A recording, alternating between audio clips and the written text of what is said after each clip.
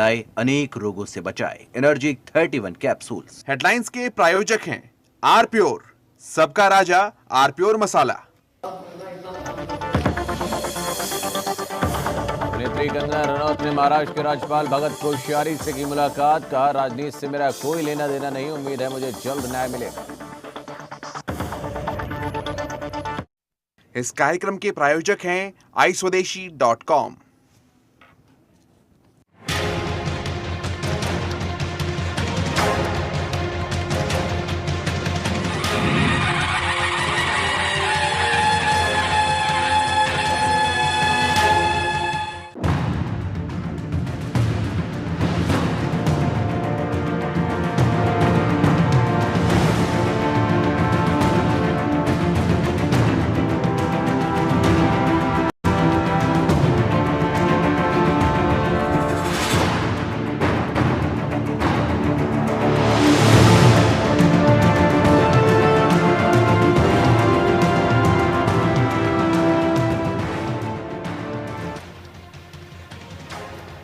Laden और Baghdadi को फिर जिंदा न होने देंगे। राणा शिवा का गौरव ऐसे ही खोने न देंगे। भारत के नौकरशाही में जिहाद नहीं चलने देंगे। अपने ही देश के आस्तीन में नाग नहीं पलने देंगे। गजवा हिंद का सपना उनके साथ ही जाएगा। यूपीएस से चुनकर आने वाला सिर्फ राष्ट्रभक्त ही आएगा। आज ये संकल्प के साथ हम आपके सामने इस कविता के साथ बिंदास बोल की शुरुआत कर रहे हैं। मित्रों, लगातार आज तीसरा दिन है मैं आपके सामने बिंदास बोल में कैसे यूपीएससी के द्वारा और देश के तमाम परीक्षाओं के द्वारा जिहाद करने वाले, जिहाद का नारा देने वाले फाउंडेशन कैसे अपना जातीय धर्मवाद फैला रहे हैं, इसका खुलासा कराऊं। इनके लिंक कहां जुड़े हैं, क्या इरादे हैं, तमाम बातें लेकर आ रहा हूं सबूतों के साथ। परिणाम यह है कि इस शो के शुरू होने के पहले ही इस पर प्रश्न उठाने वाले लोगों चुप्पी है, मुंह पर ताला है, बोल नहीं रहे हैं, शब्द नहीं सूझ रहे हैं, साफ सुन गया है। क्योंकि उनको लग रहा है कि अरे कुछ तो मूर्ख थे जो कि भीड़ के पीछे मेरे खिलाफ चल गए, और कुछ शातिर थे जिनको पता था कि क्या खुलासा होने वाला है। और इसलिए ये 3 दिन होने के बाद भी कोई भी चर्चा के लिए सामने नहीं आया है। ज़कात फाउंडेशन को हमने चर्चा में बुलाया था, आज भी उनके लिए हमने कुर्सी खाली छोड़ी है। हमारी गाड़ी ओबी वैन उनके यहाँ पर खड़ी है, लेकिन चर्चा के लिए तैयार नहीं है।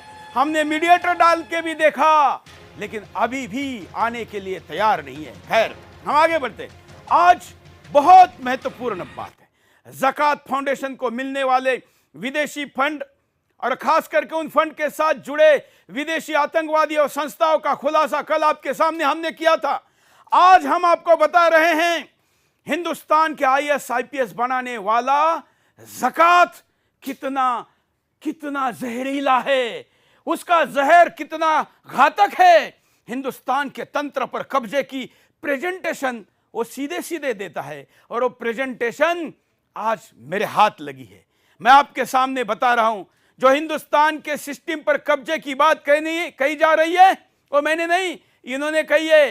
कब कही है, किस तारीख को कही है, कहां कही है, कौन से प्रेजेंटेशन में कही है, कौन कौन उसमें था, आपको पता है। हमने तो इस कोरोना के षड्यंत्र को भी पूरे सबूतों के साथ खुलासा किया था, जिसकी काट आज तक बिल गेट्स भी नहीं निकाल पाया। आज मैं हिंदुस्तान में बड़ा षड्यंत्र करने वाला वो प्रेजेंटेशन दिखा रहा हूं, जो हिंदुस्तान के तंत्र में 30 वर्षों में, केवल 30 वर्षों में पूरा कब्जे का प्लान बता रहा है। ना केवल ब्यूरोक्रेसी में, बल्कि हिंदुस्तान की संसद में, लोकसभा में, राज्यसभा, सब कुछ पूरा। चलिए पहले मुद्दा देखते हैं।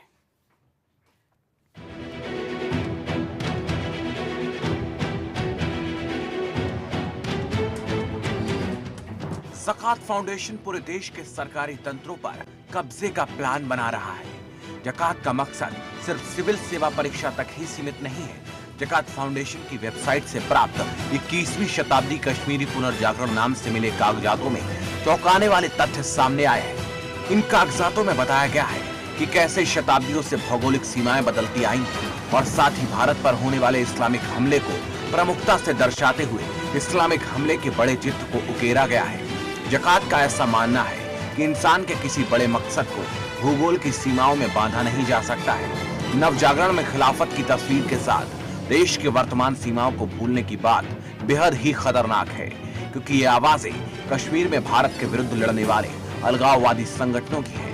और इन्हीं में से एक लेख इस्लामिक विश्वविद्यालय विज्ञान व तकनीक के नाम से लिखा गया है, जिसमें कहा गया कि तुम डॉक्टर, इंजीनियर, चार्टर्ड अकाउंटेंट, अध्यापक और कंप्यूटर एक्सपर्ट बन सकते हो, मगर इन सब के ऊपर एक सिविल सर्विस का अधिकारी बैठा है।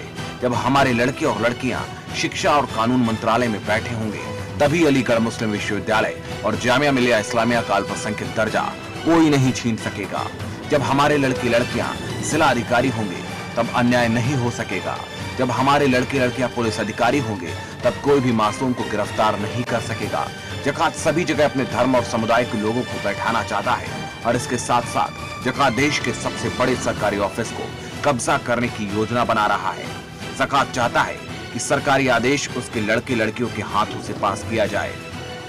जकात की साजिश भरी सोच से स्पष्ट हो जाता है कि जकात अब पूरे देश के सरकारी तंत्र पर कब्जे का प्लान बना रहा है, और ऐसे में अगर जकात को नहीं रोका गया तो ये राष्ट्र और समाज के लिए बेहद खतरनाक साबित होगा। ये दावा कैसे किया जा रहा है और इनमें शब्द कैसे चुने गए हैं, बहुत महत्वपूर्ण है। हिंदुस्तानियों, आपको आज के इस स्लाइड को देखना होगा। कैसे, कहां पर क्या किया गया, आप डर जाएंगे देखकर और सोचेंगे कि क्या इतने वर्षों का, दशकों का, शतकों का प्लान करने वाले लोग इस देश में हैं? क्या ऐसा दूसरे समुदाय के पास लीडरशिप है जिसके पास किसी वर्षों के रोड मैप के साथ कहीं पर प्रेजेंटेशन देने के लिए कोई प्लान बना हो? नहीं है, लेकिन इनके पास है। देश के पूर्व प्रधानमंत्री मनमोहन सिंह के ओएसडी रहे व्यक्ति किस जगह पर, कौन सी यूनिवर्सिटी में पीपीटी प्रेजेंटेशन देते हैं और उस प्रेजेंटेशन को कैसे हम तक आ गया है, और आज आप उसको देखेंगे तो आपकी आंखें खुल जाएगी। उस प्रेजेंटेशन की एक स्लाइड से मैं शुरुआत करता हूं। यह स्लाइड आपके स्क्रीन पर देखिए, क्या कहती है। यह है, for the next 35 years these hobbies can be yours। ये क्या है, ये साउथ ब्लॉक है, और ये जो स्लाइड नंबर है वो 112 है। zakatindia.org, zakatindia.org के इस प्रेजेंटेशन पर, जो कि इस मिनट भी उनके वेबसाइट पर है, मैं वीडियो भी दिखाऊंगा, आप भी अभी जाकर अपने यहां पर उसको देख सकते हैं। ये क्या कहता है, अगले 35 वर्षों में ये ऑफिस तुम्हारा होगा। किसका? कौन तुम्हारा? कौन? जो आज वहां पर है तुम्हारे नहीं है क्या? तमाम मीडिया वालों, आंखें खोल के देख लो, वहां बैठा आज कौन है? तुम्हारा नहीं है, पाकिस्तानी है। वहां बैठा तालिबानी है, वहां बैठा किसी दूसरे देश का नागरिक है। यूअर्स मतलब कौन? जो अभी बैठे हो, आवर्स नहीं है। कौन यूअर्स? यूअर्स मतलब मुसलमान, क्योंकि ज़कात फाउंडेशन मुसलमानों की संस्था है, और सारे स्लाइड ये कहती है कि मुसलमानों ने कब्जा करना है। चेहरे के साथ, पहनावे के साथ, जीवित व्यक्ति को रिप्लेस करने के फोटो के साथ दिया हुआ यह प्रेजेंटेशन अवंतिका में दिया हुआ है, कश्मीर के यूनिवर्सिटी में दिया हुआ यह प्रेजेंटेशन। क्या साल, जरा साल भी बताते हैं। प्रेजेंटेशन पर क्या साल है जरा दिखाइए। मैं आपके सामने प्रेजेंटेशन ही दिखाता हूं।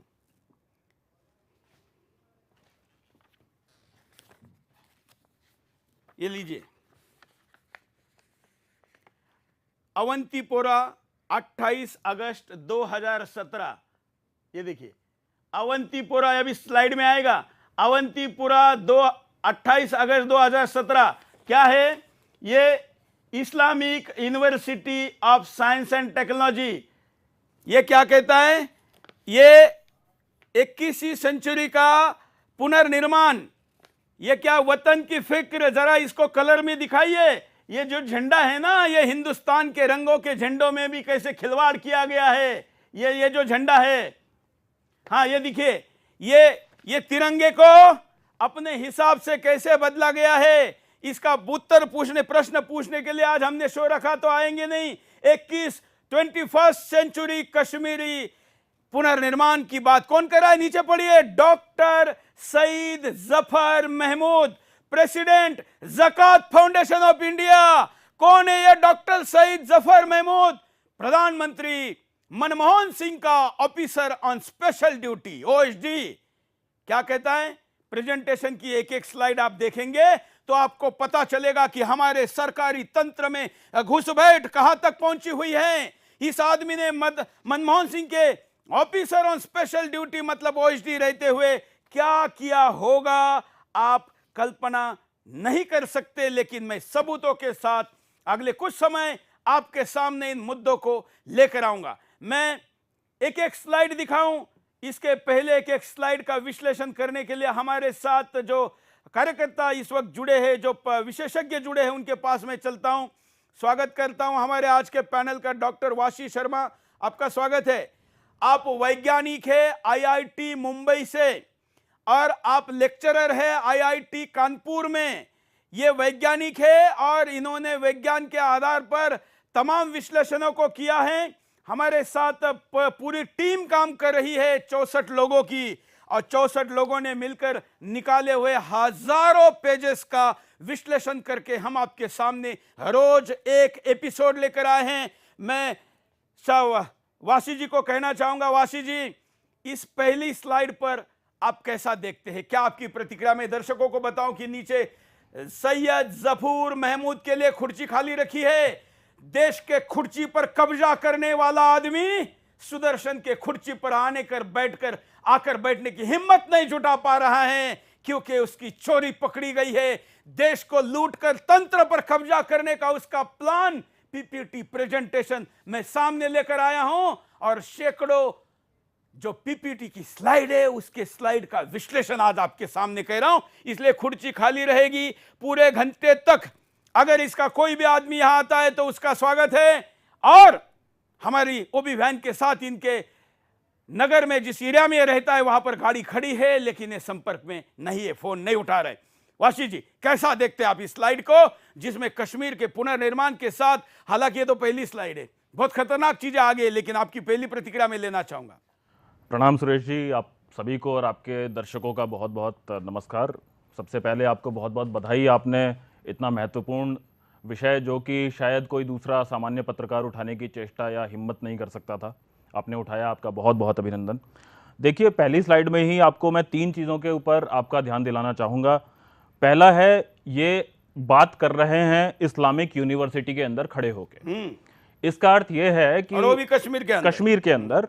इसका अर्थ ये, आप इसकी तुलना ऐसे कीजिए, यदि भारत के अंदर कोई हिंदुत्व यूनिवर्सिटी चालू हो जाए और उसमें कोई हिंदू जाके ये बोले कि हम ऐसा कुछ हिंदू राष्ट्र बनाने वाले हैं, ये उसका कुछ पैरेलल निकल के आता है। अगर ऐसा हुआ होता तो ये सारे के सारे लिबरल जो हैं या ये लेफ्ट वाले जो हैं, ये जो जिहादी मानसिकता वाले लोग हैं, ये अभी तक सड़कों पे नाच रहे होते।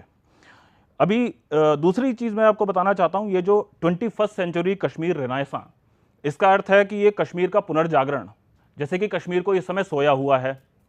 इसका एक अर्थ ये है कि कश्मीर जो है इस समय किसी बेड़ियों में है। और ये जो शब्द प्रयोग किया जाता है कि जब कोई बहुत दास्ता में बहुत समय से रहता है और उसको आज़ादी चाहिए होती है, जैसे कि आप अभी आगे भी दिखाने वाले हैं, जैसे मुझे पता है कि इसमें आप दिखाएंगे कि किस प्रकार से इसमें खिलाफत की बातें जो आतंकवादी लोग बात करते हैं, एक एक करके लेते हैं। अब अगली स्लाइड दिखाइए, क्या कहता है? एक एक स्लाइड फुल स्क्रीन दिखाते हैं, फिर उसके ऊपर चर्चा करते हैं। अगली स्लाइड है, ये कहता है in this photo you should sit on the right side. मतलब क्या है? यू शुड मतलब कौन है? अरे यहां तो सारे फोटो में बुरखा वाली, टोपी वाला, दाढ़ी वाला, फिर टोपी वाला, इसका मतलब अदर साइड में बैठा हुआ व्यक्ति कौन है? ये यूअर नहीं है, ये यू नहीं है। कौन है? कौन है भाई बताओ, जवाब दो। इनकी वकालत करने वाले गद्दारों, जवाब दो। ये यू में तुम क्यों नहीं आते? इस यू में सूरज चौहान के क्यों नहीं आता? इस यू से कौन गायब है? और आज जो वहां पर है वो हिंदुस्तान का हिस्सा है क्या नहीं है? क्यों बिठाना है? और वो कौन? मुसलमान। पूरे प्रेजेंटेशन में मुसलमानों को उस्काने का काम किया गया है। ना केवल उस्काने का, बल्कि योजनाबद्ध तरीके से कौन कहां कैसे कब बैठ सकता है उसके लिए किस संस्था का निर्माण करना है, वो संस्था क्या काम करेगी, किसको अप्रोच करेगी, भारत के कौन सी व्यवस्था पर प्रश्न उठाएगी, उस प्रश्न उठाने के बाद दूसरा ऑर्गेनाइजेशन वहां पर क्या जाएगा, इकोसिस्टम क्या चिल्लाएगा और उसके बाद उसका परिणाम क्या होगा। 30 साल में पूरा कब्जे का प्लान का पीपीटी प्रेजेंटेशन, ये जरा फुल स्क्रीन दिखाइए, इसका स्लाइड नंबर क्या है, 118 नंबर की स्लाइड है। सोचिए, सैकड़ों स्लाइड का यह प्रेजेंटेशन खुद देश के पूर्व प्रधानमंत्री, बल्कि जो प्रधानमंत्री थे उनके साथ पीएमओ में रहा हुआ व्यक्ति दे रहा है। तो सोचिए, वो भी कश्मीर के बारे में मुझे कहने की जरूरत नहीं है, और इस फोटो का विश्लेषण भी जरूरी है। वाशी जी। सुरेश जी, इस फोटो में आप एक बात देखेंगे, ये एक शायद ये सिटिंग ऑफिसर है। हाँ। उसके फोटो को लेके इन्होंने ऐसे बोला है कि इस आदमी को यहां नहीं होना चाहिए, इस जगह पे हमारे मतलब इस्लामिक आदमी को होना चाहिए। मैं ये आईपीएस एसोसिएशन और ये जो आईआरएस एसोसिएशन जिन्होंने आपके ऊपर इन्होंने बड़े फतवेबाजी लगाई है, उन्होंने ट्विटर के ऊपर लिखा है कि आपने बड़ी ऐसे कर दिया वैसे कर दिया, मैं उनसे पूछना चाहता हूं कि एक सिटिंग ऑफिसर की फोटो को इस तरह से लेके क्या ये कोई साजिश नहीं है कि एक सिटिंग आदमी को एसोसिएशन में थोड़ा सा भी दम है, मर्दानगी बची हुई है, तो मैं कहता हूं कि आपके एक ऑफिसर को उठाकर वहां पर यूं, मतलब ये टोपी बुरखे वाले को बैठने का फोटो का प्रेजेंटेशन देने वाला प्रधानमंत्री के ओएसडी के ऊपर ट्वीट करने की हिम्मत दिखाइए, तो मैं मानूंगा कि आईपीएस एसोसिएशन में कोई मर्द भी है। अरे, अपने जय श्री राम लिखने वाले आईपीएस को अनफॉलो करने वाले या ब्लॉक करने वाला आईपीएस एसोसिएशन का ट्विटर ये इसका जवाब नहीं देगा, मुझे पता है, लेकिन मैं ललकारना चाहता हूं, या तो स्वीकार करो कि मेरा गलत विरोध किया, या स्वीकार करो कि ये गद्दार नमक हरामी कर रहे हैं, और इसका उत्तर आपको देना है। देखते हैं कि कितनी देशभक्ति है आईपीएस एसोसिएशन में जो इस पर खुलकर कब बोलती है। मैं सारे सबूत देने को तैयार हूं। यह एक फोटो भी पर्याप्त है, वाशी जी, एक फोटो भी पर्याप्त है, इस पर भी बात हो सकती है, लेकिन देखते हैं, 2 दिन और देते हैं, उसके बाद आईपीएस एसोसिएशन का भी मेरे पास कुछ है, वो भी मैं लेकर आऊंगा। लेकिन अगला फोटो देखते हैं, अगली स्लाइड देखते हैं।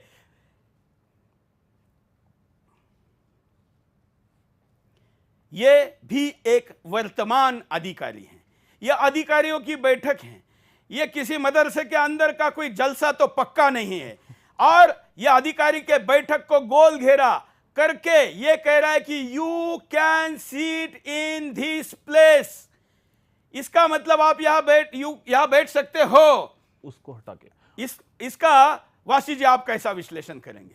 सुरेश जी, आपने बिल्कुल ठीक पॉइंट आउट किया। इनफैक्ट इसमें यह लिखा है कि you can sit in his place, मतलब इस आदमी को हटा के लात मार के आपको अंदर आना है। मैं यही प्रश्न है बार बार आईपीएस एसोसिएशन वालों से कि क्या ऐसे किसी सिटिंग ऑफिसर के ऊपर ये कोई थ्रेट नहीं लग रहा क्या, कि कोई भी एक मतांध एक जिहादी उठ के अगर बोले कि हाँ जी हमें तो जफर महमूद साहब के आदेश का पालन करना है, इसी को भगा दो, इसको यहां से हटा दो, इसका क्या मतलब निकल सकता है वो बताने की आवश्यकता नहीं है, विशेषकर तब जब ये इस्लामिक यूनिवर्सिटी के अंदर ये प्रेजेंटेशन। नहीं, मैं तो कहता हूं कि वो भगाने वाली बात छोड़ दीजिए, किसी को आप पढ़ा लिखा कर भी बनाकर ये कह रहे हो तो भी वो गैर कानूनी है, क्योंकि आप पूरे प्रेजेंटेशन का मतलब जब निकालते हो तब आप ये कहते हो कि ये यहां पर आपको कब्जा करना है। जिस स्लाइड से मैंने शुरुआत की थी वहां पहुंचने के लिए ये सारी बातें लिखी गई है, बहुत खतरनाक बात है। अगली स्लाइड देखिए,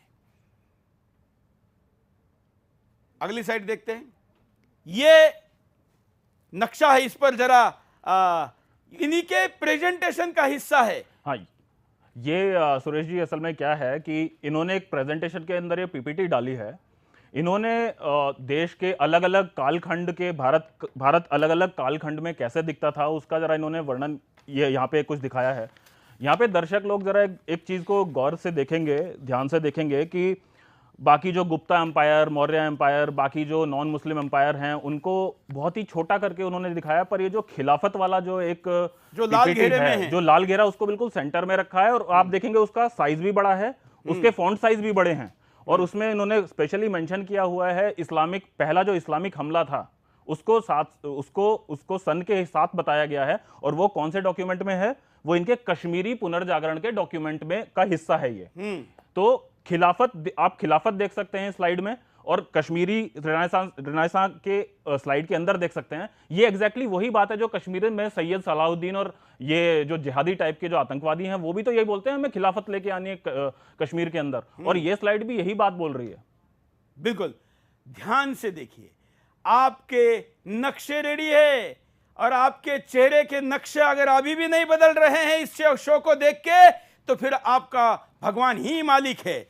आपके ऊपर कोई इसको देखकर फर्क पड़े ना पड़े, मेरे हाथ जब 6 महीने पहले डॉक्यूमेंट लगे तो मेरा तो नक्शा उतर गया था और मैंने तय किया था कि किसी भी सिस्टम से टकराऊंगा लेकिन इस नक्शे को दुनिया के सामने लेके जाऊंगा। ये भी अपडेटेड 8/11/2008 8/11/2008 को अपडेट किया हुआ ये प्रेजेंटेशन ये दे रहे हैं 2017 में, और इसका मतलब ये कितना पीछे से प्लान चल रहा है।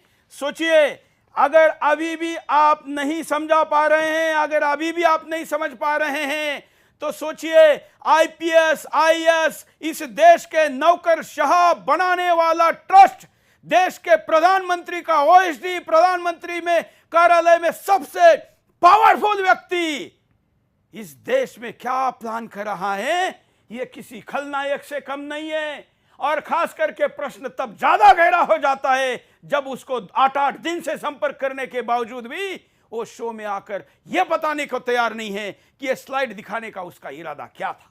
हालांकि उसका इरादा साफ है, सारे स्लाइड को जब देखते हैं तो उससे इरादा साफ है। वाशी जी, सुरेश जी, इस पीपीटी के अंदर एक इसकी जो नेक्स्ट स्लाइड है वो और भी इंटरेस्टिंग है। हमें वो दिखा था, स्लाइड लेके हम बात करते हैं। अगली स्लाइड लीजिए। ये देखिए, ये स्लाइड, हाँ आप बताइए। हाँ, इससे पहले, इस वाली स्लाइड के पहले मैं आपको बताना चाहता था, इसी के अंत में जो पिछला जो हमने खिलाफत वाला हमने जो स्लाइड दिखाया है, उसके जस्ट अगली वाली स्लाइड पे बात इन्होंने एक लाइन लिखी है। उन्होंने बोला है कि इस दुनिया में नक्शे तो देशों के चेंज होते रहते हैं, इस दुनिया में नक्शे चेंज होते रहते हैं, और जो भौगोलिक सीमाएं हैं वो आपके किसी बड़े गोल को वो प्रभावित नहीं करनी चाहिए। इसका मतलब सीधा सीधा खिलाफत की फोटो दिखा के वो बोल रहे हैं कि देश की सीमाएं, मेरे पास इधर दिखाइए, देश की सीमाएं बदलती रहती हैं। सारी स्लाइड है, हमने कुछ स्लाइड नहीं ली है, ये स्लाइड है। देखिए, ये बोल रहे हैं, at any point of human progress the current geography should not limit long term human vision. वो बोल रहे हैं कि हमारा जो एक लंबा जो सपना है, लंबा जो लक्ष्य है, वो किसी भौगोलिक सीमाओं में बंधा हुआ नहीं होना चाहिए। मतलब पैन इस्लामिक की एग्जैक्टली। और मैं ये बोलना चाहता हूं, जो कल मैटर संजीव जी ने भी उठाया था, कि एक फॉर्मर ब्यूरोक्रेट, एक फॉर्मर सिविल सर्वेंट जो कि मेंटर कर रहा है अब सैकड़ों सिविल सर्वेंट्स को, वो जो टेरिटोरियल इंटीग्रिटी का अपना एक वचन लेके आता है, वो संविधान की शपथ लेता है कि मैं इस देश की टेरिटोरियल इंटीग्रिटी को अक्षुण्ण रखूंगा, वो व्यक्ति यहां पे असल में देश की बाउंड्रीज चेंज होते रहती है, ये बातें कर रहा है। बिल्कुल। चलिए अगली स्लाइड दिखाते हैं।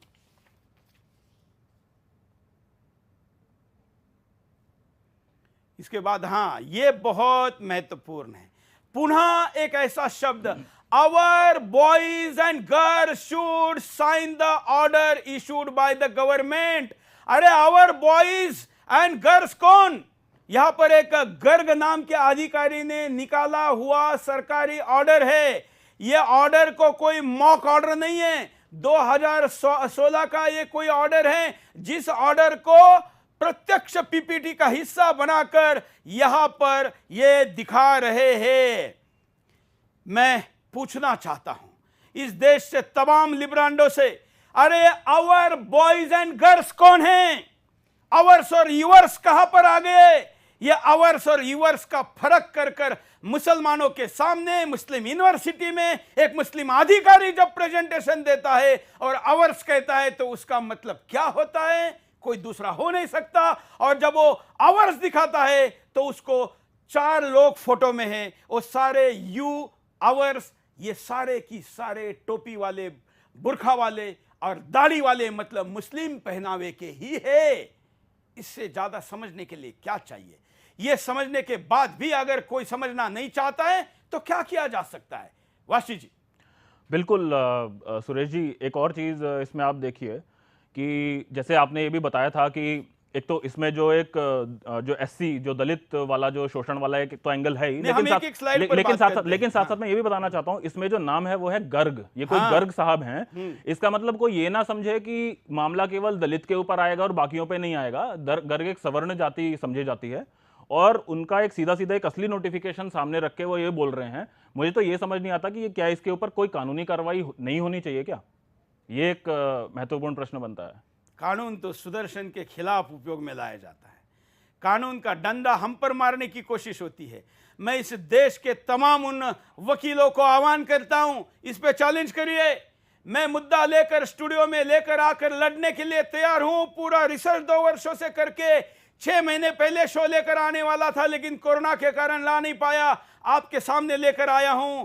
लगाइए, इस पे केसेस लगाइए, कोर्ट में जाइए, अधिकारियों के पास जाइए, सरकार के पास जाइए, पूछिए क्या एक इतना वरिष्ठ स्थान पर बैठा हुआ व्यक्ति भी जब प्रेजेंटेशन देकर yours boys and our girls कहता है, तो आप बताइए इसका क्या मतलब निकाला जाए। अगली साइड देखते हैं।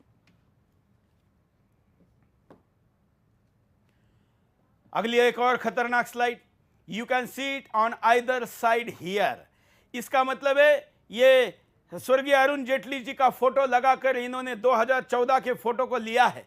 इसका मतलब निश्चित ही ये प्रेजेंटेशन 21-22 जुलाई 2014 के बाद बना हुआ है। 17 में दिया जा रहा है। 17 में प्रेजेंटेशन देते समय भी फोटो नहीं बदला हुआ है। इसका मतलब साफ साफ है कि ये प्रेजेंटेशन कोई अचानक एक कॉन्फ्रेंस के लिए बनाया हुआ नहीं है। इसमें 2008 का डॉक्यूमेंट है, 2014 का फोटो है। इसका मतलब साफ है कि ये लॉन्ग अपडेटेड लेटेस्ट डॉक्यूमेंट है।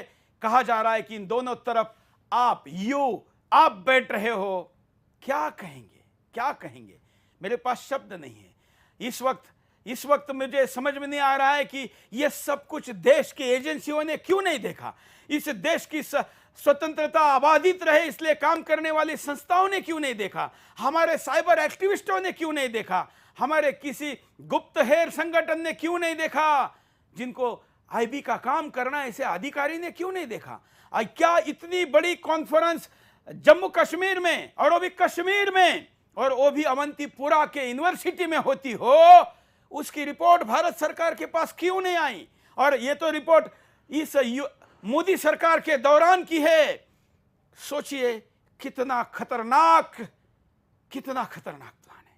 अगर नरेंद्र मोदी जी जैसे महान प्रधानमंत्री होने के बावजूद ये यूनिवर्सिटियों में प्रेजेंटेशन हो सकता है, तो सोचिए कि मनमोहन सिंह के कार्यकाल में क्या हुआ होगा। सोचिए कि जो कमजोर प्रधानमंत्री महीनों केवल रहे, उनके दौरान क्या हुआ होगा, और भविष्य कितना खतरनाक है। वासी जी। सुरेश जी, मुझे तो ऐसे लगता है कि ये जो महाशय ये जो जिनकी कुर्सी खाली पड़ी है यहाँ पे, महमूद जी, ये ही इनके ओएसडी थे मनमोहन सिंह जी के। और इसी कारण शायद ऐसा ही तो नहीं है कि कहीं मनमोहन सिंह जी ने जो 15% वो बोला था कि हिंदुस्तान के सारे संसाधनों के ऊपर पहला अधिकार मुसलमानों का है, तो मुझे तो लगता है कि ये एक पॉलिसी डॉक्यूमेंट है और उसका जो वो सबूत है वो मनमोहन सिंह जी के खुद के मुंह से आया है। तो अभी इसमें कोई बहस की गुंजाइश रहती नहीं है शायद। और आप कहेंगे कि क्या ये पीपीटी ऐसी पीपीटी है? नहीं, ये पीपीटी एग्जीक्यूट हुई है। इसका एक एग्जीक्यूशन प्लान भी है, वो मैं आपको दिखाऊंगा। सरकारी लेवल पर सरकार ने क्या एग्जीक्यूट किया ये भी इसमें दिया हुआ है। इन्होंने अपने पूरे कार्यकाल में कैसे अपने इस प्रेजेंटेशन को सरकारी तंत्र में एग्जीक्यूट करवाया, मतलब क्रियान्वित करवाया, प्रत्यक्ष जमीन पर उतारा, वो भी है। और एनजीओ के माध्यम से ये सरकारी तंत्र को कैसे प्रभावित कर रहे ये भी है। ये किसी मूर्ख या किसी ऐसे ही व्यक्ति ने, नादान व्यक्ति ने, किसी वैसे तो इनको कट्टरपंथी कहना चाहिए, लेकिन ऐसे ही कट्टरपंथी धर्मांध व्यक्ति ने बनाया हुआ आतंकवादी का डॉक्यूमेंट आतंकवादी ने बनाया नहीं है, लेकिन इसको बनाने वाले के इरादे आतंकवादी से कम नहीं है। क्योंकि देश का नुकसान केवल बंदूकों से और बम धमाकों से नहीं होता है, गलत और ऐसे षड्यंत्रकारी इरादों से होता है। इससे कम इरादा क्या हो सकता है, इससे खतरनाक चीज क्या हो सकती है जो इतना एग्जीक्यूट प्लान के साथ प्रेजेंटेशन दिया जा रहा है। वाशी जी। जी बिल्कुल। मेरे मन में एक और प्रश्न है, क्या कोई डर नहीं है कि हम पकड़े जाएंगे, ये डॉक्यूमेंट किसी का हाथ लग सकता है, कुछ हो सकता है इतना खुलेआम? सुरेश जी, मैं आपके इस मैटर पे एक चीज़ बोलना चाहूँगा। आपने शुरू में जो एक वो दिखाया था कि इन्होंने ये भी बोला है कि जब हमारे लोग आईपीएस में बैठे होंगे तब क्या हम करेंगे। मैं उसका एक छोटा सा उदाहरण 2 मिनट में देना चाहता हूँ। बिल्कुल। ये एक केस हुआ था 2018 में। ये 2018 की घटना है कि जिसमें ये एक मोहम्मद अर्शी नाम के एक आईपीएस अधिकारी झारखंड के अंदर थे कार्यरत। ये 2012 बैच के हैं। इन्होंने क्या किया था कि वहाँ पे केस हुआ था जिसमें कि एक दलित महिला जिसका पति भी थे, एक बच्चा भी था, उसको एक नईम अंसारी नाम के एक जज ने उसको प्रेशराइज कर रहा था कि तुझे अपने बच्चे को छोड़कर, अपने पति को छोड़कर मेरे पास आना होगा अपना सब परिवर्तन करने के बाद में। तो वो बेचारी महिला जो थी परेशान होके उसने पुलिस में रिपोर्ट कराने गई। तो वहाँ पे मोहम्मद अर्शी साहब ने, यही जो ज़कात फाउंडेशन से निकले हुए हैं, इन्होंने वहाँ पे क्या किया कि उस महिला को कानून के बिल्कुल विरुद्ध जाके रात भर उसमें लॉकअप में इनको रखा। उसके बाद में हमारे एक अधिवक्ता हैं वहाँ पर, आशीष दुबे अग्निवीर, उन्होंने जब उस महिला का केस लिया और उन्होंने उस जज को सस्पेंड कराया, तो उसका कुछ आपस में मित्रता रही होगी दोनों की। तो उसके लिए इन्होंने क्या किया कि हमारे इन अधिवक्ता को उठाकर उन्होंने उनकी रात भर ऐसी पिटाई की, 3rd डिग्री टॉर्चर किया, और उसके बाद में उनकी ऐसी तैसी करके उनको फेंकवा दिया। तो उसके बाद में नतीजा ये निकलता है कि हाई कोर्ट वगैरह ने इनको, जज को तो सस्पेंड किया, इनको कहीं पे 2 साल के लिए कहीं पे भेजा और कुछ कुछ किया, वो एक अलग कहानी है। और ये बात चौंकाने वाली एक बात ये है कि ये जो मोहम्मद अर्शी साहब हैं, ये ज़कात फाउंडेशन का प्रोडक्ट है। उन्होंने 2 क्लेम किए हैं। एक तो ये है, इनको इंटरव्यू में 225 नंबर मिले थे, जो कि शायद किसी को भी आज तक नहीं मिले, शायद रिकॉर्ड है, मेरे को कोई करेक्ट कर सकता है। और जो 200 नंबर भी किसी को मिलते नहीं है, कोई बहुत बड़े से बड़ा आदमी भी हो। दूसरी बात क्या है, इन्होंने अपने मुंह से ये शायद स्वीकारोक्ति कर रखी है कि मेरा इंटरव्यू तो केवल 5 मिनट के लिए चला था, लोगों के नॉर्मली इंटरव्यू जो है वो 40-45 मिनट तक चलते हैं। तो ऐसा क्या मतलब एक ज़कात फाउंडेशन के अंदर ऐसी क्या बरकत है कि जिसके अंदर से निकलते ही लोग इतने कॉन्फिडेंट हो जाते हैं, लोगों को उठा के मारने लगते हैं, दलित महिला के ऊपर ये करते हैं, अत्याचार करते हैं, और उसके बाद में पूरा हाईएस्ट। ऐसी हमारे पास 100 से ज्यादा केसेस है जिनमें एफआईआर हुआ है। ये ऐसी घटना नहीं बता रहे, यहां से निकला हुआ प्रोडक्ट के एफआईआर के साथ व्यवहार के सबूत का 100 का आंकड़ा। 100 इसलिए रखा है कि आंकड़ा सब्सटेंशियल होना चाहिए, और ज्यादा चाहिए तो भी हम देने को तैयार है। उदाहरण ऐसे ही नहीं दिया जा रहा। अगली स्लाइड की तरफ चलते हैं। प्रेजेंटेशन स्लाइड, पावर पॉइंट, वाह क्या पावर का पॉइंट लेकर आए हैं।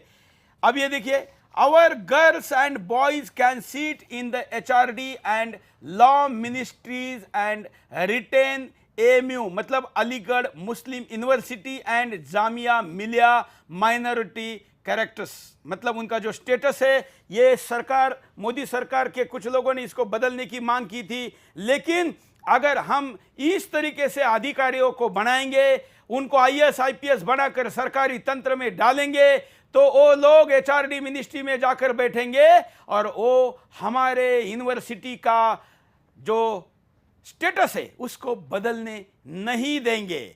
हर जगह पर लोगों, हर जगह पर अपना नाम, हर जगह पर अपना झंडा और अपनी एजेंडे को साफ साफ बताने वाला ये प्रेजेंटेशन का अगला स्लाइड आपके सामने। मुझे विश्लेषण करने के लिए इसके माइनॉरिटी स्टेटस पर भी बात कर सकते हैं, लेकिन समय की कमी है, इसलिए मैं उस पर बात करने का छोड़ देता हूं। यह अगला स्लाइड है, slide number 65, slide number 55। You can surely you can surely become doctor, engineer, chartered accountant, advocate, teacher, professor, computer expert, but on top of each one of them is sitting a civil service officer। मतलब आप doctor मत बनिए, doctor बन के तो आप दूसरे का उपाय करेंगे ना। क्या बनना है भाई? डॉक्टर बनना किस लिए बनता है आदमी? डॉक्टर इसलिए बनता है क्योंकि डॉक्टर बन के किसी की जान बचाई जा सके। डॉक्टर इसलिए, डॉक्टर को तो भगवान का दूसरा रूप कहा जाता है, लेकिन भगवान का दूसरा रूप मत बनो, क्योंकि भगवान का दूसरा रूप बनकर तुम क्या करोगे? तुम्हारे ऊपर तो कोई दूसरा बैठा है। मेरा ये एजेंडा हिंदुस्तान का गजवा हिंद बनाने का एजेंडा अगर पूरा करना है तो डॉक्टर मत बनो, जान मत बचाओ। तुम वहां ऊपर जाकर सिविल सर्विस में ऑफिसर बनो, तुम टीचर मत बनो। टीचर भी तो गुरु है, भगवान का दूसरा रूप है, लेकिन तुम टीचर मत बनो। किसी के जीवन को अच्छी दिशा में मत लेके जाओ। तुम लोगों को साक्षर मत करो, तुम लोगों को अच्छा नागरिक मत बनाओ। तुम्हारा लक्ष्य क्या है? लाल अक्षरों में पुनः पूरी फुल स्क्रीन साइन दिखाइए। क्या कहता है? But on top of each one of them is sitting a civil service officer. पुनः वाशी जी। जी सुरेश जी, इसमें स्लाइड पे दो बात कहना चाहूँगा। एक तो ये स्लाइड जो है वो आपके स्टैंड की पुष्टि करती है। ये जितने भी ये लिबरल और ये जो पिछले 3 दिनों से आपके पीछे हाथ धो के पड़े हैं, इनफैक्ट कई महीनों से, वो बोल रहे हैं कि आपने सिविल सर्विसेज को भी, यूपीएससी को भी आपने कम्युनलाइज कर दिया। असल में कम्युनलाइज आपने कर दिया या इन्होंने कर दिया? ये सामने सामने बोल रहे हैं कि यू और अवर करके बात कर रहे हैं। वो ये बोल रहे हैं कि तुम ये भी बन सकते हो, ये भी बन सकते हो, लेकिन तुम्हें तो आईएएस आईपीएस ही बनना है। ये इनकी सबसे महत्वपूर्ण बात है। और फिर जब हम ये बोलते हैं कि भाई टेक ओवर का एक सिनेरियो बना रहे हैं ये लोग, तब ये बोलते हैं कि नहीं तुम कम्युनल हो। मतलब हमारे ऊपर शत्रु हमला कर रहा है। तो अभी आप देखिए ना, जो कल यहाँ पे आपके ऑफिस पे हमला हुआ था, वो जो एक कठमुल्ला आया था यहाँ पे, ये कुछ लोग आए थे यहाँ पे, तो उन्होंने असल में वो, ठीक है वो ऑफिस कब्जा करने आए थे शायद, तो ये कब्जे की जो मानसिकता है ना, ये निकल नहीं रही है अंदर से। असल में ये समस्या है। इतना आसान नहीं है। इन्होंने गलत आदमी से पंगा लिया है। अगर मुझे शायद इतना इन्होंने ये नहीं किया होता तो मैं 10-12 एपिसोड तो पक्का नहीं करता, और मैं एपिसोड कर भी जाता तो कई लोगों को इतने संख्या में पता नहीं चलता। इनकी पोल तब ज्यादा खुल गई जब इन्होंने विरोध करके मेरा एपिसोड 12 दिन डिले करवाया। 12 दिन डिले करवाने का परिणाम यह रहा कि मेरे पास 12,000 से ज्यादा पेजेस के सबूत और आए, भारत से लेकर। इनके भी कुछ लोग, जो लोग वहां पर किसी ना किसी कारणों से बाहर निकले, उन्होंने डॉक्यूमेंट लाके दिए। ये ईश्वरीय कार्य है। हिंदुस्तान पर कब्जा तलवार लेकर करने वाले भी नहीं कर पाए। षड्यंत्रकारियों पर कब्जा करने से रोकने के लिए ईश्वर रास्ता निकालता है, निकल रहा है, और हम आपके सामने इस बात को रख रहे हैं। मेरे पास तो सैकड़ों स्लाइड है। जरा आज गति देते हैं कार्यक्रम को, क्योंकि हम आधा समय करीब करीब हमारा कार्यक्रम का लेकर जा चुके हैं। आगे चलते हैं। ये कहते हैं, our girls and boys can be the superintendent of police and don't let any undeserving arrest to be made. बताओ अब ये, इस पर पुलिस फाउंडेशन को मैं कहता हूं, पुलिस फाउंडेशन वालों, कहां है पुलिस फाउंडेशन वाला? फोन लगाइए जरा, फोन पर लेते हैं। कंट्रोल रूम को मैं बोल रहा हूं, जरा फोन लगाइए पुलिस फाउंडेशन वाले को। पुलिस फाउंडेशन वालों, ये आवर्स बच्चे, हमारे बच्चों को गिरफ्तार नहीं करेंगे। क्या तुम गलत गिरफ्तार करते थे?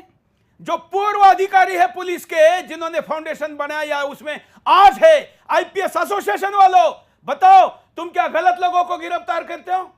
मैं तो यह मानता हूं कि मुसलमान पुलिस अधिकारी ने भी किसी को नहीं गिरफ्तार करना चाहिए, गलत व्यक्ति को ना हिंदू ने करना चाहिए, क्योंकि सुरेश चौहान के यह मानता है, जो अधिकारी बनता है और हिंदुस्तान का चिन्ह सीने पर लगाता है, वो किसी जाति, धर्म, भाषा, प्रांत का नहीं होता, वो तो भारत माता का बेटा होता है, उसकी जाति नहीं होती। लेकिन तुम सिखा रहे हो, क्या सिखा रहे हो? फुल स्क्रीन दिखाओ जरा, कंट्रोल रूम कॉल करिए, देखते हैं क्या बोलते हैं।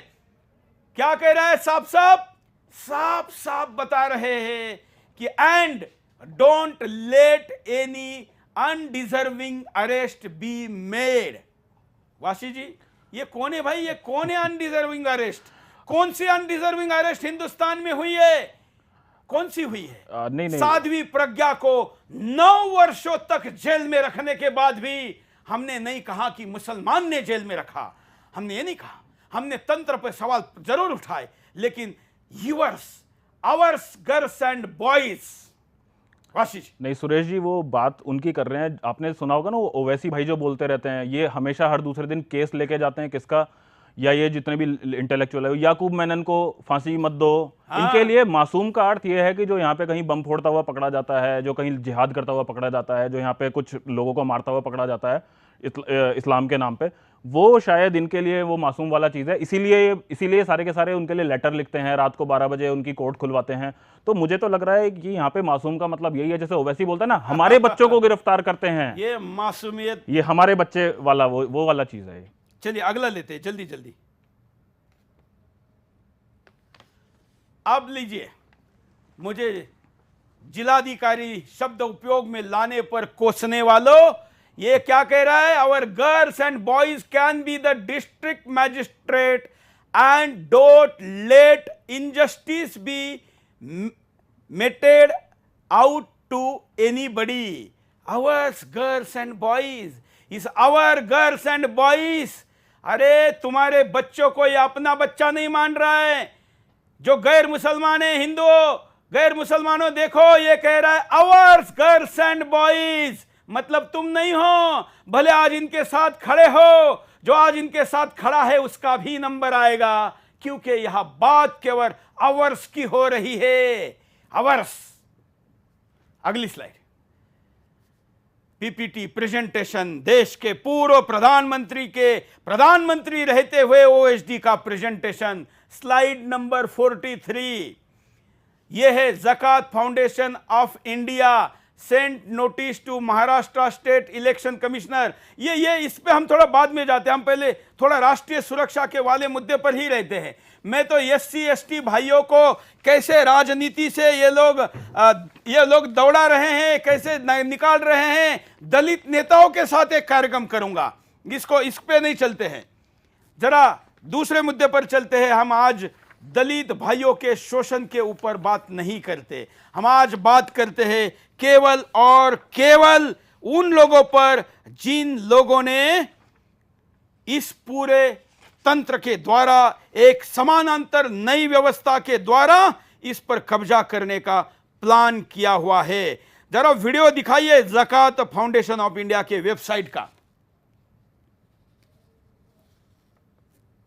ये ज़कात फाउंडेशन ऑफ इंडिया, गूगल पर जाइए और वहां पर आप कश्मीर, जिस कार्यक्रम का नाम मैंने डाला वो डालिए, गूगल सर्च करिए, उसके बाद आपके स्क्रीन पर ये खुलेगा। ये खुलने के बाद इस लिंक पर आप जाइए, वहां पर क्लिक करने के बाद ये पूरा प्रेजेंटेशन खुल जाएगा जो इनके वेबसाइट का हिस्सा है। ऊपर जरा ब्राउजर में देखिए, zakatindia.org इमेज 3/21 आप ये यूआरएल गूगल पर जाकर आपको मिलेगी। ये डॉक्यूमेंट आज भी इनके आर्काइव में हैं। आर्काइव क्रैक नहीं हो सकती ऐसा समझने वालों, हमने ये क्रैक कर भी निकाला है, और अभी भी कई ब्राउजर्स में और कई सर्वर में ये होने के कारण आपको भी बड़े आसानी से खुल के मिल सकती है। नहीं मिलती है तो हमको पूछो, अब मैं इसको भारत सरकार को दूंगा, एजेंसियों को दूंगा, पूछूंगा कि ये क्या है। एक सोशल मीडिया की पोस्ट डालने पर गिरफ्तार करने वालों, एक पूर्व नौकरशाह आज एक फाउंडेशन चलाने वाला और इस देश में एक फैक्ट्री लगाने वाला एसआईएफपीएस की प्रेजेंटेशन दे रहा है, सबूतों के साथ है। इसका मोबाइल लोकेशन इस यूनिवर्सिटी में आपको मिल जाएगा, सीसीटीवी फुटेज मिल जाएगा, एयर ट्रैवल का टिकट मिल जाएगा, सब कुछ मिल जाएगा, सब कुछ है, सब कुछ है।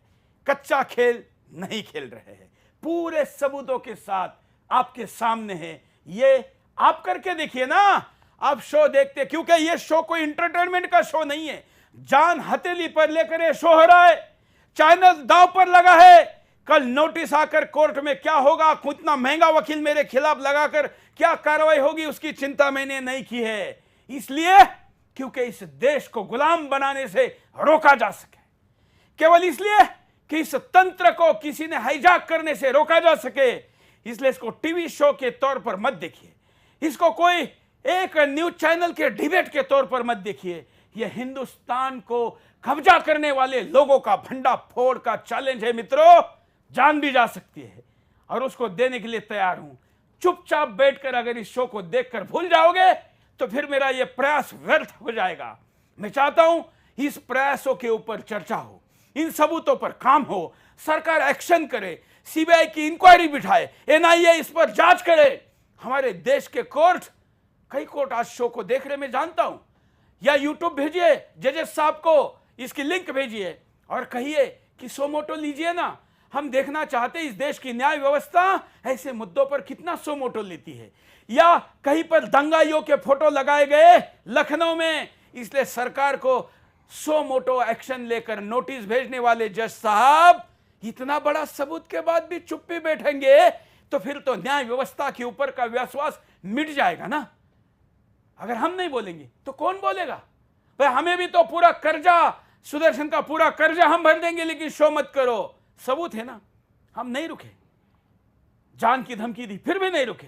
तो क्या यह केवल हमारा अकेले का दायित्व है? या लड़ाई अकेले की नहीं है, यह लड़ाई सबकी है, लेकिन क्षति केवल मेरी हो सकती है। उसके बावजूद ये ला रहा हूं, तो आप भी काम करिए। सुदर्शन के दर्शकों का इतिहास है और इतिहास लंबा है, यश का इतिहास है, सहभागिता का इतिहास है, और इसलिए यह सब कुछ में आप काम करिए। ये मजाक, जोक तमाम फॉरवर्ड करने के बजाय ये करिए, कॉल करिए। मुझे लोग पूछते हैं कि सुरेश जी हम क्या कर सकते हैं? तमाम संगठन के देश विदेश से फोन आ रहे हैं। मैं कहता हूं कि शो की लिंक दीजिए, कहिए देखे, फोन करिए, देखा क्या नहीं, देखने के बाद क्या लगा, अरे कुछ गंभीर बात है तो करो ना, कुछ करो। चुप बैठोगे, केवल सरकार के हाथ पे छोड़ देंगे। ये मैं नहीं कहता कि कोई भी सरकार इस चीज पर चुप बैठेगी, लेकिन सरकार के सामने चीजें जाएं, सरकार के सामने प्राथमिकता के साथ इसको रखा जाए, गंभीरता के साथ रखा जाए, ज्यादा लोग मांग करें तभी तो बात बनेगी ना। मैं जानता हूं सुदर्शन के कार्यक्रम को, सुदर्शन चैनल को कई जगह पर केबल वालों ने बंद करवा दिया है, कई जगह पर इंटरनेट सर्विस प्रोवाइडर ने ब्लॉक करवा दिया है, इसलिए क्योंकि सुदर्शन वहां पर देखा जाएगा तो यह मुद्दा जाएगा। लेकिन ये एक न्यूक्लियर की चिंगारी है, यह आग की चिंगारी है। मुझे बहुत बड़ी कोई आग लगाने की जरूरत नहीं है या सत्य को जलाने के लिए, मैंने तो चिंगारी जलाई है। मैं जानता हूं कि यह लोगों तक जाएगी। सुदर्शन का मोबाइल का ऐप अपने मोबाइल में डाउनलोड करिए, उसको शेयर करिए, लोगों को बताइए, क्योंकि उस पर जाकर भी इसको डिरेट करने का, इसकी रेटिंग डाउन करने का प्रयास हो रहा है, जिससे कि इसको ज्यादा लोग ना देखे, ना डाउनलोड करे। ये बात साझा करिए, बताइए। अभी भी चुप बैठे तो इससे बड़ा पाप नहीं होगा। वाशी जी। सुरेश जी, बिल्कुल आपने बहुत ही ज़बरदस्त बात बोली, और मैं इसमें एक चीज़ ऐड करना चाहता हूँ। मुझे तो लगता है कि ये जो 15 मिनट वाले जो मनमोहन सिंह जी हैं, और ये मतलब मिनट वाले नहीं, मतलब ये जो सबसे पहला अधिकार मुसलमानों का है, मुझे लगता है इसका इम्प्लीमेंट 15 मिनट वाले में और 15% कोई अंतर नहीं है, अधिकार वाले में खास फर्क नहीं और है। दूसरी बात है, मुझे तो लगता है ये इस पूरे इसकी चीज का जो आप आज दिखा रहे हो, इसका इम्प्लीमेंटेशन शायद पिछले 10 साल में शायद चालू हो गया था। उसका मैं आपको एक चीज बताता हूँ। हम लोग एक अग्निवीर नाम का एक संगठन चलाते हैं। उसमें क्या है, जो हिंदू बच्चियों को ये बहला फुसला के या इनको अपहरण करके जो लेके जाते हैं, तो कई बार ऐसा होता है कि कुछ एक विशेष जब पुलिस वालों के सामने जब हमारा केस जाता है, तो वो उसको डाउन प्ले करने की कोशिश करते हैं। वो बोलते हैं कि नहीं नहीं, लड़की तो अपनी मर्जी से भगी है, अपने प्यार में भगी है, ऐसा हुआ वैसा, मतलब माइनर लड़की का केस है। माइनर लड़की का तो कोई आप प्रेम प्रसंग भी नहीं बोल सकते, वो तो सीधा सीधा एब्डक्शन का केस है कानून के हिसाब से। लेकिन हमारे कार्यकर्ताओं को सीधा सीधा बोल दिया जाता है, नहीं वो लड़की आ जाएगी अपने आप, तुम चिंता मत करो। लगभग अभी समझ में आ रहा है कि ऐसा क्यों हो रहा है। अभी आगरा का केस देखिए, पूरे हिंदुस्तान को पता चला है एक 2 स्टार वाला क्या कर सकता है। आपने सुदर्शन की सुरक्षा का मुद्दा भी देखा होगा कि 1-2 स्टार वाला भी क्या कर सकता है। तो सोचिए कि अगर इस षड्यंत्र से, मैं फिर कहता हूं, अगर कोई ईमानदारी से प्रतिभा का साथ आता है और उसमें प्रतिभा है, तो उसको एपीजे अब्दुल कलाम बनाकर देश का राष्ट्रपति बनाने वाला, समाज का हिस्सा हूं, देश का हिस्सा हूं, कोई प्रॉब्लम नहीं है। लेकिन षड्यंत्र करके इस प्रकार से उसको जिहादी बनाकर अगर लाकर सीट पर इसलिए बिठा रहे हो कि ये तुमको कब्जा करना है 30 साल में, पैन इस्लामिक, ये तो बस 5% मैंने आपको दिखा, सिर्फ 5% इसका एग्जीक्यूट हुआ है। और एग्जीक्यूशन खतरनाक है। उस एग्जीक्यूशन में दलित सबसे बड़ा पीड़ित है। मैं दलित नेताओं को पूछता हूं कांग्रेस के अंदर के, मैं मायावती जी, बहन मायावती जी, मैं ये सारा प्रेजेंटेशन सुबह तक आपको पहुंचा रहा हूं। मैं आपको पूछना चाहता हूं, क्या इस पर आप नहीं बोलेगी? क्या हमारे बाबा साहब अंबेडकर जी के सपनों के हिंदुस्तान को चकनाचूर करने वाले लोगों के खिलाफ आप नहीं बोलेंगे? कम से कम बुरे लोगों के खिलाफ तो बोलिए ना। अच्छे के खिलाफ बोलने के लिए हम भी नहीं कह रहे। यहां पर अच्छा और बुरा ढूंढना भी बहुत मुश्किल है, क्योंकि प्रेजेंटेशन मेरे पास आकर मैंने आपके सामने दिखाया, ये प्रेजेंटेशन देखने वाले और कोई लोग नहीं थे। उनको क्यों आपत्तिजनक नहीं लगा? लेकिन ये तो इंडोर था, ये चुनिंदा लोगों के सामने था, इनवाइटेड लोगों के सामने था। और वो इनवाइटेड कौन थे? क्या वो अपराधी नहीं है? अपराधी है।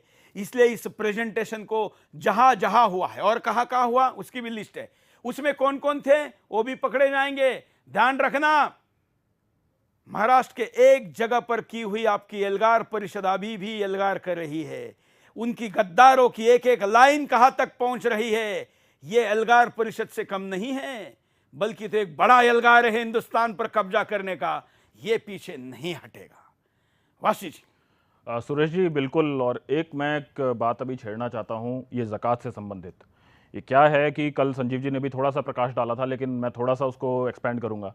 ये जो ज़कात जो शब्द है, शायद बहुत सारे लोगों को पता नहीं होगा। जो ज़कात फाउंडेशन के अंदर जो ज़कात शब्द है, इसका अर्थ होता है, ये एक मुसलमानों के लिए, एक उनके हिसाब से एक बहुत ही धार्मिक कर्तव्य है उनका, एक one of the 5 pillars of Islam है, जिसमें कि अपनी जो इनकम है उसका कुछ प्रतिशत हिस्सा 8 चीज़ों के लिए एक मुसलमान दे सकता है। उसमें पहला ही दारुल उलूम का फतवा है कि ये जो पैसा, जो ज़कात का पैसा है, ये किसी भी गैर मुस्लिम के ऊपर खर्च नहीं हो सकता। तो वहाँ पे ही ये जो ध्रुवीकरण का जो बीज है, ये वहीं पे डल जाता है। और वो इसके लिए कुरान की बाकायदा एक आयत भी कोट करते हैं, शायद 9वें या 5वें चैप्टर की कोई 70वीं आयत है, इस तरह से कुछ है। उसके बाद क्या होता है, ये जो प्रकार हैं, इसमें जो 2 मुख्य प्रकार जो हमारे सभी लोगों को जानना आवश्यक है, उसमें से एक प्रकार है कि ज़कात का पैसा वहाँ पर खर्च हो सकता है कि जब आपको पता हो कि कोई आदमी इस्लाम के आगोश में आने वाला है, इस्लाम उसको लुभाने वाला हो सकता है, तो पोटेंशियल कन्वर्ट के लिए। तो बेसिकली ज़कात का पैसा इस्तेमाल होता है नॉन मुस्लिम के कन्वर्जन में, या जो नया मुसलमान बना हो उसके लिए। आप ये चीज़ गूगल कर सकते हैं, तफसीर जलालैन पढ़ सकते हैं कुरान की किताब की। उसके बाद में जो एक सबसे भयानक जो चीज़, जो उसमें 7वें नंबर का जो एक पॉइंट है, उसमें ये बोला जाता है कि ये जो ज़कात का पैसा है, ये जिहाद करने के लिए, अल्लाह के रास्ते पे लड़ने के लिए प्रयोग होगा। और उसमें बताया है अल्लाह का जो ये जिहाद है, 3 प्रकार से हो सकता है। पेन के द्वारा हो सकता है, वाणी के द्वारा हो सकता है, और तलवार के द्वारा हो सकता है। तो मुझे लग रहा है ये पेन वाला जिहाद चल रहा है, और बाकी इनके संबंध पता नहीं कहाँ पे है। मुझे तो लगता है इंटेलिजेंस एजेंसीज को, हमारी भारत सरकार को आपके शो के बाद में अब बिल्कुल फैसला कर लेना चाहिए कि इन सारे के सारे लोगों की एक बहुत निष्पक्ष जांच हो और दूध का दूध पानी का पानी किया जाए। बिल्कुल मित्रों, मैंने आपके सामने ये जो शो लाया है, इस शो में अभी तक दिखाया गया कंटेंट, पूरे षड्यंत्र के डॉक्यूमेंट जो मेरे पास है, उसका 1% के, या आज का पकड़ के 1.25% से ज्यादा अभी मैं नहीं पहुंचा हूं। मैं रोज रात 8 बजे आकर आपके सामने ये सारा खुलासा करता जाऊंगा, बहुत लंबा चलूंगा। ये लाने में मैं रोज यहां तक आ पाऊं, इसको रोकने के तमाम प्रयास हो चुके हैं, लेकिन अगर किसी कारणों से आ भी नहीं पाऊं तो ये 3 एपिसोड भी इस पूरे सिस्टम को नंगा करने के लिए पर्याप्त है। इसको लेकर भी आप अगर सड़क पर उतरेंगे तो भी आप एक सत्य तक पहुंच सकते हैं, और वो सत्य यह है कि इस देश पर कब्जे का पूरा minute to minute road map, वर्षों के साथ, मैन पावर के रिसोर्सेस के साथ, और एक पैन इस्लामिक एजेंडे के तहत दूसरे देशों का सहारा लेकर, पैसा लेकर, वो भी सरकारी तंत्र से भी लेकर और गैर सरकारी तंत्र से भी लेकर, क्या किया जा रहा है ये रखा गया है। मैं तो आऊंगा ही।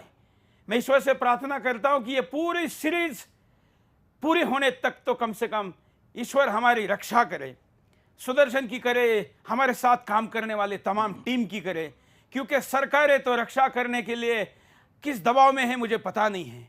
मुझे यह भी पता चला है कि कुछ IAS IPS लोगों ने सरकार को कहा है कि इस वक्त सुरेश चौहान की सुरक्षा अगर बढ़ाएंगे तो हमारे समाज के लोगों पर उसका गलत असर जाएगा, इसलिए सुरक्षा नहीं बढ़ानी चाहिए।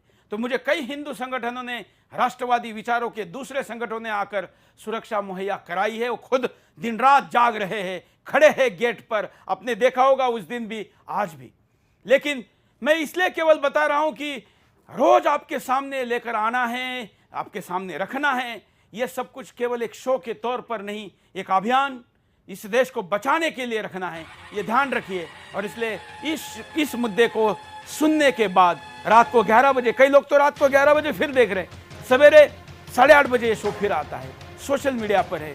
डाउनलोड करके वीडियो आपके सिस्टम में रखिए, क्योंकि पता नहीं कि हमारा यूट्यूब चैनल भी कब मारा जाएगा, लेकिन ये वीडियो आपके पास होना चाहिए, इसके क्लिप्स होने चाहिए, इसके फैक्ट्स होने चाहिए। मैं रोज जब शो करता हूं तो सारे डॉक्यूमेंट किस वेबसाइट पर कहाँ हैं ये भी बताता हूं, उसको डाउनलोड करिए। कई चीज़ें हटाई गई है लेकिन आर्काइव में है, इसलिए archive.org पर जाकर भी आप इनको डाउनलोड करा सकते हैं। इस देश में इस वक्त कई लोग सरकार अपने काम पर नहीं जा रहे, खाली है, कई लोग बेरोजगारी का भी कारण बता रहे, तो कम से कम आपकी बेरोजगारी राष्ट्र की रक्षा के लिए एक रिसर्च का काम करेगी, तो भी आप बहुत कुछ निकाल पाएंगे। अगर हम इतना निकाल सकते हैं तो इस देश का हर व्यक्ति अगर खोजने पे लगेगा तो गद्दारी की जड़ों को उखाड़ सकेगा। और इसलिए ये काम मैं आपको देकर जाता हूं। वाशी जी, आपने समय निकाला, इसके लिए मैं आपका आभारी हूं।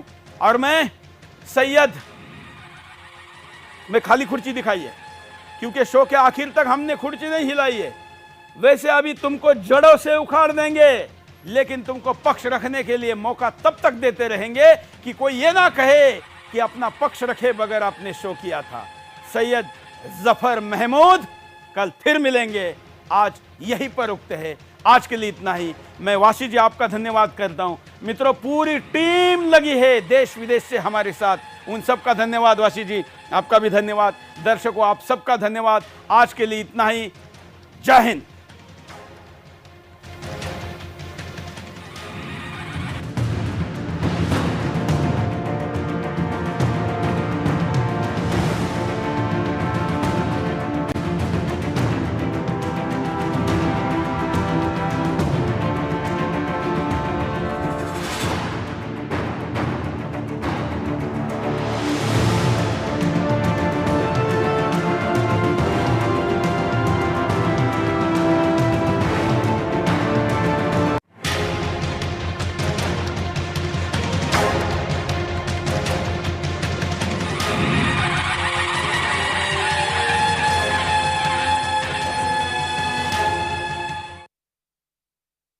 बीवी या माँ, हमारी लाइफ में मुश्किल दिनों के दर्द, उनका असमय होना, चिड़चिड़ापन, थकान, कमजोरी व खून की कमी जैसे तकलीफें होती हैं। इनसे घबराएं नहीं, अपनाएं 90 वर्षों से इंडिया की नंबर 1 औषधि